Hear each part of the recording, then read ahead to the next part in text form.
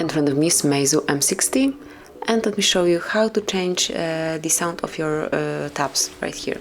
So as you can hear, right now it is active and you can hear each tab of mine. But if you would like to mute it, if you would like to get rid of them, just open the settings, then find and select sounds and vibration, and here go a bit lower and tap on system sounds and vibration, and here you can smoothly turn on or off touch sounds. Also you can change the volume. So let me just volume it up, and if you'd like to switch them off, just mark it, and from now on there's no sound connected with my tapping. Obviously if you'd like to activate it again, just tap on the switcher, and now as you can hear, they are one more time active.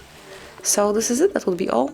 Thank you for watching, please subscribe our channel and leave the thumbs up.